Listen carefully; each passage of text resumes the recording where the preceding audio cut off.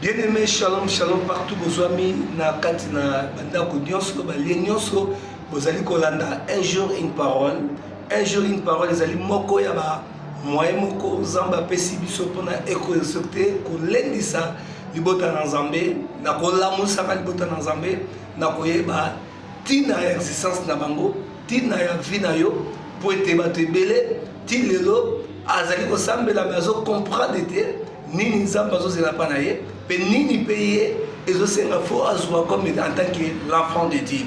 Yango na koyebisa yo mwana papa na yo oza branché na nzela ya émission na bino, émission na biso un jour une parole. Lelo tokolobela bien aimé dans le Seigneur, reconnais toi-même. Miyeba yo moko, miyeba yo moko.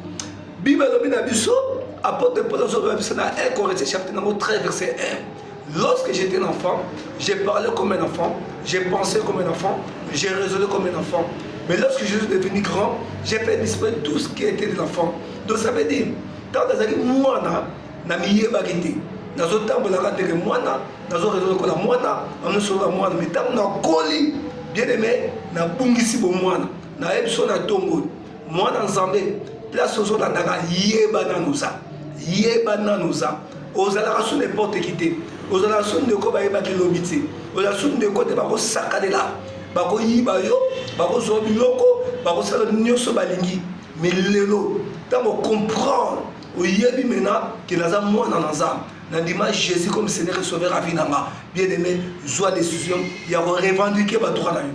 Bible lobi na Galates chapitre 4, verset 1 à 5. Tu kotanga ngo calmement. Aussi longtemps que l'héritier est enfant, je dis qu'il ne diffère en rien d'esclave, quoi qu'il soit le maître de tout. Quoi qu'il soit le maître de tout. Mais tant que Azan Mouana, bien aimé dans le Seigneur, Azan Mouana pendant longtemps, Azali Koke, ce n'est jamais un esclave. Mais en tant que Azan maître Yanios, mais il est sous les titres et les administrateurs jusqu'au temps marqué de père, par le Père. Nous aussi, de la même manière, lorsque nous étions enfants, nous étions sous l'esclavage des principes élémentaires du monde. Mais lorsque les temps ont été accomplis, Dieu a envoyé son Fils, né d'une femme, né sous la loi, afin qu'il rachète ceux qui étaient sous la loi, afin que nous recevons l'adoption. Un jour, une parole. Reconnaître Miyeba, Miyeba. Ozalaki na mwana oyebaki na nzambe te lelo yebi nzambe lelo komi na nzambe na ntango wana ozalaki na ordre ya bato chaque famille eza na makambo nango famille mosusu bien aimé bana mutu na bango mutu nde apesaka baordre ke mutu abala apesaka baordre mutu nde azwa mosala apesaka baordre mutu nde fo akoma koteka soki aboyi mpo na yo okotekaka mpe te ata obundani koteka kosimba te soki aboyi mpo na yo ata omeki libala ya bien mobali ya bien okofanda te mpo bokozonga soki omeki ata komi na sisteme te okozwa te. Pourquoi? Parce que famille moto ezodirige baesprit ezodirige mais ntango yo okomi na nzambe faut comprendre non nga nakomi na nzambe nazodepense sur famille te abi tanke mwana ozalaka mwana bien aimé dans le Seigneur ozala ndenge moko na baesclave. Pourquoi? Esclave nde akodirige esclave nde akopesa nyonso oza su batite bato bo bazokonduire bato nde bazokambo bato nde bazopesa autorisation soki na obala ozwa voyage obima boye bango nde eyala bato oyebaka bongo. Mais lelo ntango mwana comprendre nanu te akozalaka bongo yango na koyebiso un jour une parole ya lelo comprendre nanu ça comprendre okoma mwana na nzambe okoma moto na nzambe ozala sous n'importe qui te ozala sous na basutite na bato te ozala sous contrôler na mutu te o famille o camarade non ozala sous ordre ya mutu te okoma na ordre suprême de l'éternel ye moko okoma kocollaborer na nzambe oyo akenda likolo mpe mabele ye nde oza mwana na ye lamuka revendike bato na yo lamuka revendike libala na yo lamuka revendike koteka na yo lamuka revendike santé na yo mpo oza ya nzambe oza susu batiter te oza susu te olekana na famille olekana na nani non lelo revendike tomona mwana mobali moko bible elobi ntango akoli acomprendre comme des diabètes na 1 Chronique chapitre 4 verset 9 à 10 ntango acomprendre kombo na ye amena koyeba te bible elobi diabète était plus considéré que ses Sa mère lui donna le nom de Jabez en disant, c'est parce que je l'ai enfanté avec douleur. Jabez invoqua le Dieu d'Israël en disant, si tu me bénis et que tu atteins mes limites, si ta main est avec moi et si tu me préserves du malheur en sorte que je ne sois pas dans la souffrance, et Dieu accorda ce qu'il avait demandé. Nzamba pesaki. Pour la moi, nous comprenons qui. Attends, non, nous avons considéré mes souffrances là dedans. Ok, c'est qui kamba combo. Tu peux comprendre combo dans la dame. Ok, maman n'a pas botanga. Après ça va combo parce que ma kamba a coûté comme infiniment. Souffrance à mon acquis, dans la vie naïe, dans le combo tanangai. Il y a ma pesaki na combo j'ai bête, m'en passé. Tu vas comprendre sous-sol. À comprendre à sous-sol, non. Alors, qui ça? Abinzambe, ce qui se peli, kolongola ba limite na ngai, o se peli, kolongola souffrance na ngai.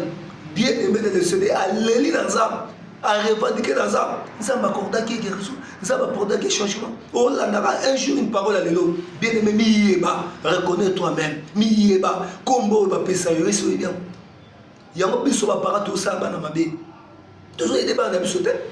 Moi n'attends pas quoi. Talisa vie, talisa famille. Ndenge ezali ndenge bo fonctionnaka talisa moi na mena yeba ko comprendre ta bakoli a reçoit maintenant décision ya ko ka délivrance à vie na ye pour ba famille to botama makambe belé les cas mama belé selema surtout moi na tanga botan nini bo sala ki na moi faut la que ça moi faut talisa moi na bakoko ba yaki ba déclarer pour na yo moi na comme ba pesa ki eza pona ndukoko no kingana.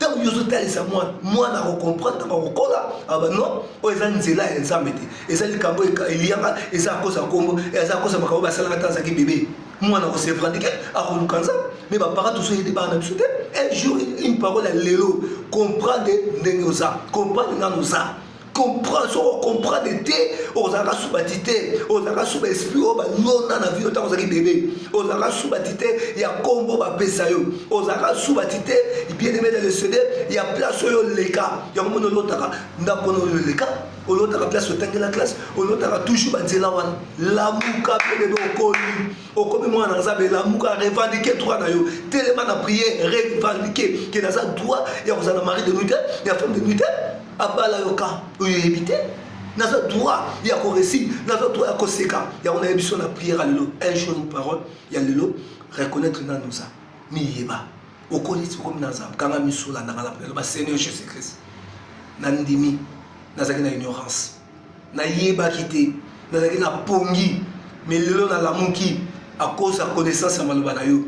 Vous connaîtrez la parole, vous connaîtrez la vérité, et la vérité vous affranchira, elle vous rendra libre. Nandimi lelo, que yo no pesi na vérité o, na comprendre ba kamboyo, ba sala na vie nanga, kombo ba pesanga, banda ko na lekela. Lelo faire comprendre ngai, ya on a eu décision, na kombo na yo, nyoso ba balona, ba sala na vie nanga na bomwana. Baloba na vie nanga ya mabe oyo balia bapesanga na kombo lelo na le nom de Jésus na telemela yango bana kotelemela beta maboko telemela loba na telemela yango ndenge fonctionne la famille oyo loba na telemeli fonctionnement oyo na telemeli na koma ya nzam na telemeli na kota la suba titerte na kota la suya batute na kota l'esclave mutute na telemela mari de nous oyo femme de nous oyo telemela malade ezaka na famille oyo telemela loba ngai na koma ya nzam ngai na koli na yebiza babia baavortement babia bacésarienne o mama monango o papa monango kozanga musala ngai lelo na telemela yango na kombo na Yesu na telemeli loba na telemeli problème oyo bapesa famille oyo ngai na koma mise à part ngai na longwe na baporte wana na longwe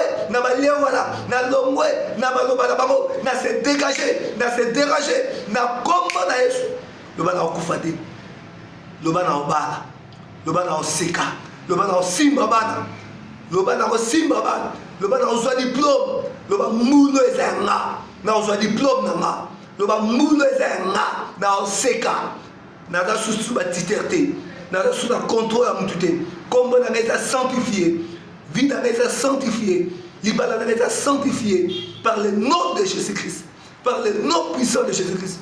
Voyage dans les fumans, na kombo na Yesu. Amen.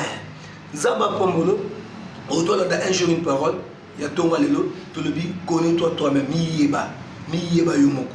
Zambé amonayo, vous avez dans Sima Miroir, bien-aimé Nabiso, Kevin Mouzito, Zamba Pambolaï, Zamba Pambola Peyo, Olandi Biso, abonne-toi, Kola Pambola Metusong, c'était bien-aimé Kevin.